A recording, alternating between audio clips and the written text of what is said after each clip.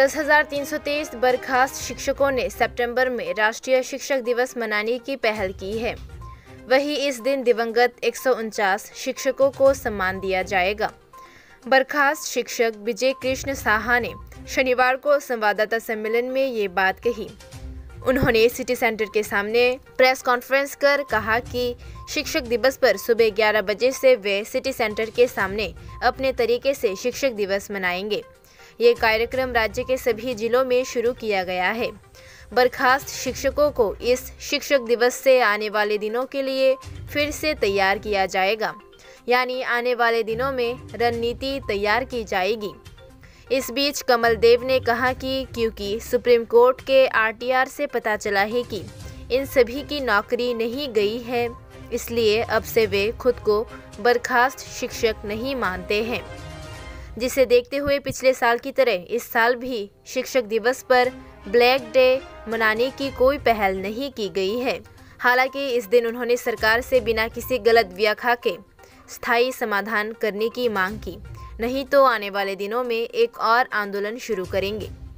यही उन्होंने आज प्रेस कॉन्फ्रेंस के जरिए बताया। আপনাদেরকে শুভ সন্ধ্যা শুভেচ্ছা জানাচ্ছি। আজকে আমরা তড়িঘড়ি করে আপনাদেরকে এখানে ডেকেছি। বিষয়টা হলো মাঝখানে একদিন আগামী 5ই সেপ্টেম্বর জাতীয় শিক্ষক দিবস।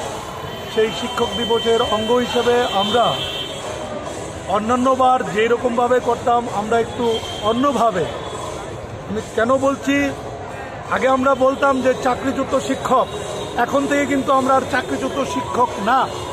আমরা যখন থেকে জানতে পেরেছি যে সুপ্রিম কোর্টের আরটিআই মূলে আমাদের চাকরি যায়নি, সুতরাং এখন থেকে আমরা আর চাকরিচ্যুত শিক্ষক বলাটা বলছি না।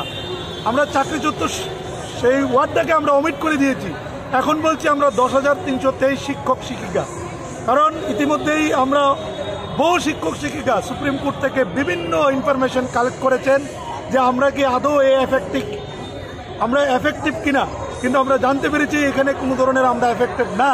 সুতরাং আমাদের সহকর্মীরা আরটিআই মূলে বিভিন্ন স্কুলে যাচ্ছে। অ্যাকর্ডিংলি আমরা আগামী 5ই সেপ্টেম্বর সকাল 11টায় আমরা সিটি সেন্টারের সামনে পশ্চিম জেলার তরফ থেকে আমরা এখানে শিক্ষক দিবস পালন করব। পাশাপাশি আপনারা জানেন সদ্য প্রয়াত এই অগাস্ট মাসে, আজকে হলো সেপ্টেম্বর মাসের 3 তারিখ, অগাস্ট মাসে আমরা 4 জন তরতাজা আমাদের সহকর্মীকে হারিয়েছি এবং এই 2022 সনে 18 জন আমরা শিক্ষক শিক্ষিকাকে হারিয়েছি। টোটাল আমরা আমাদের সহকর্মীকে 139 জন সহযোদ্ধাকে হারিয়েছি। সরকারের যিনি মুখপাত্র আছেন, আপনারা শুনেছেন কালকে রাজ্যের মাননীয় শিক্ষামন্ত্রী বলছেন মৃত্যু তো হতেই পারে। আমরা এই ধরনের বক্তব্যের নিন্দা জানাই। যারা যেই পরিবারগুলি আজকে অসহায় হয়ে গেছে, এই পরিবারগুলির দায়িত্ব কে নেবে? ক্লাস 2তে পড়ে ছেলেটা তার বাবাকে হারিয়েছে, কে দায়িত্ব নেবে ছেলেগুলোর, পরিবারগুলোর? তাই আমরা রাজ্যের মাননীয় মুখ্যমন্ত্রী এবং শিক্ষামন্ত্রীর কাছে বিনয়ের সহিত আবেদন করব, আপনারা আর কাল বিলম্বিত না করে এই পরিবারগুলো যারা আছে তাদেরকে বাঁচান। যারা প্রয়াত হয়েছেন তাদের স্মৃতির প্রতি আমরা এখানে শ্রদ্ধাঞ্জলি করব শিক্ষক দিবসের পর থেকে। এটুকুই বলবো, আর কিছু বলার নেই। আপনাদের মাধ্যমে পশ্চিম জেলার সমস্ত শিক্ষকদেরকে আহ্বান জানাচ্ছি। ধন্যবাদ। আজকে আমরা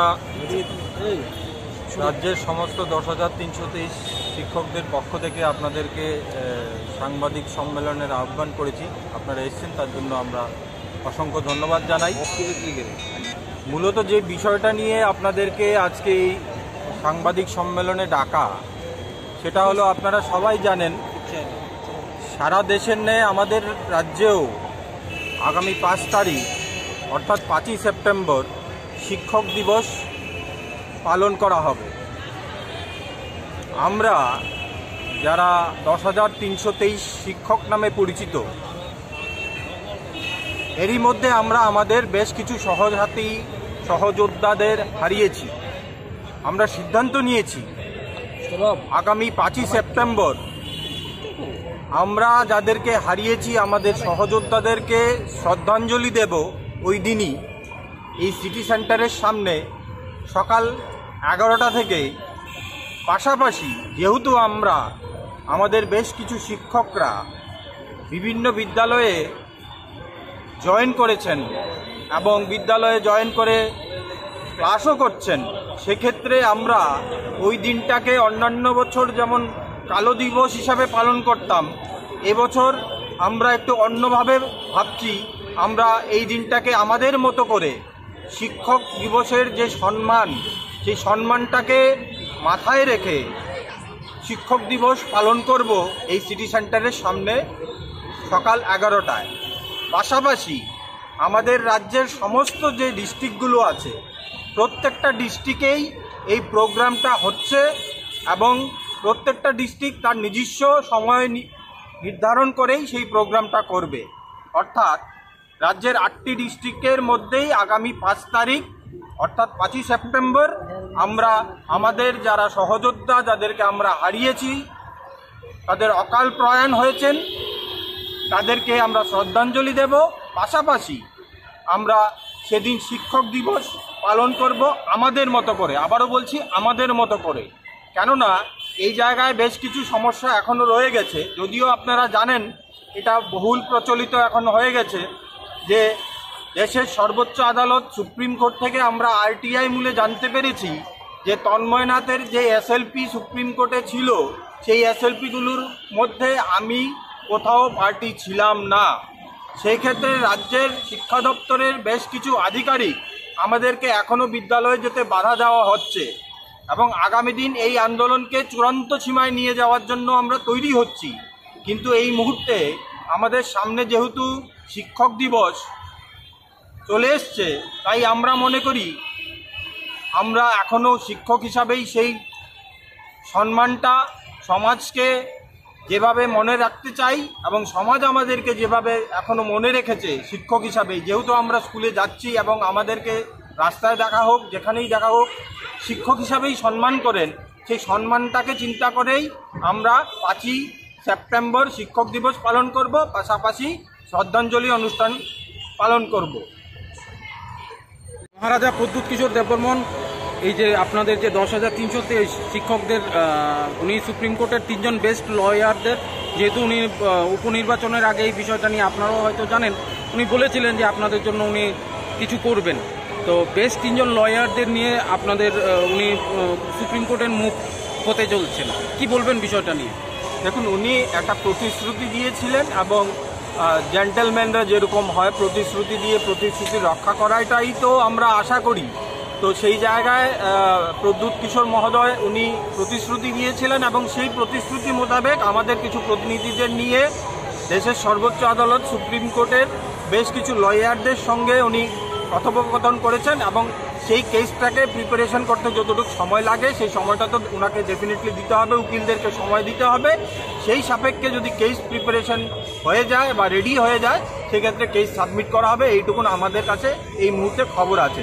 আর কোন লয়ার কি আসল বিষয়, এই বিষয়গুলো আমরা এখন ডিসক্লোজ করব না, পরবর্তীতে আপনারা জেনে যাবেন। অবশ্যই প্রস্তুতি নিচ্ছি। রাজ্যের যিনি ডাইরেক্টর মহোদয়া, উনি বেশ কিছু তথ্য আমাদেরকে অস্বীকার করছেন, সেগুলো নিয়ে আমরা চূড়ান্ত আন্দোলনে নামার জন্য প্রস্তুতি নিচ্ছি এবং খুব শীঘ্রই আপনারা জেনে যাবেন যে আমরা কবে এই আন্দোলনে নামছি। কিন্তু এই মুহূর্তে আজকের যে ডেটে আপনাদেরকে ডাকানোর উদ্দেশ্য হলো 5 তারিখ আমরা যে প্রোগ্রামটা নিয়েছি সারা রাজ্যব্যাপী 8টি ডিস্ট্রিক্টের মধ্যে এই প্রোগ্রামটা হচ্ছে। হয়তোবা সময় আমাদের পশ্চিম জেলার যে সময়টা 11টার সময় আমরা সিটি সেন্টারের সামনে সময় দিয়েছি, তাই আপনাদের মাধ্যমে রাজ্যের আপামর 10,323-এর সমস্ত শিক্ষক শিক্ষয়িত্রীদেরকে অনুরোধ করব, আপনারা যার যার ডিস্ট্রিক্টের এই প্রোগ্রামটাকে সাফল্যমণ্ডিত করার জন্য এগিয়ে আসবেন এবং আগামী দিনের আন্দোলনের জন্য তৈরি হবেন। কেননা আমরা সুপ্রিম কোর্ট, দেশের সর্বোচ্চ আদালত, ল অফ দ্য ল্যান্ড, যে আমাদের মাননীয় শিক্ষামন্ত্রী বারংবার বলে থাকেন যে ল অফ দ্য ল্যান্ডকে উনি কোনোভাবেই ডিনাই করতে পারেন না, কিন্তু আমরা দেখছি ল অফ দ্য ল্যান্ড অর্থাৎ সুপ্রিম কোর্ট থেকে আসা কাগজকে এখন উনি ডিনাই করছেন। সেই জায়গায় দাঁড়িয়ে আমরা রাজ্যের মাননীয় শিক্ষামন্ত্রী তথা রাজ্যের মাননীয় মুখ্যমন্ত্রীর কাছে করজোরে আবারও আবেদন করব, আপনারা আমাদের এই আরটিআইকে মান্যতা দিয়ে আমাদেরকে বিদ্যালয়মুখী করুন। আমরা চাইছি রাজ্যের যে শিক্ষার বেহাল দশা, সেই দশাটাকে আবার ভালো জায়গায় নিয়ে রাজ্য সরকারের ভালো কাজটাকে জনসম্মুখে তুলে ধরার জন্য। তো সেই জায়গায় রাজ্য সরকারের সহযোগিতা আমরা কামনা করি এবং শিক্ষক দিবসে অন্ততপক্ষে এই 10,323 যে নাম করা শিক্ষকরা রয়েছেন তাদের পাশে রাজ্য সরকার একটা চূড়ান্ত সিদ্ধান্ত নেবেন এবং সিদ্ধান্ত নিয়ে আমাদেরকে বিদ্যালয়মুখী করবেন, এই আশা রেখেই আজকের এই প্রেস মিট আমরা সমাপ্ত করছি।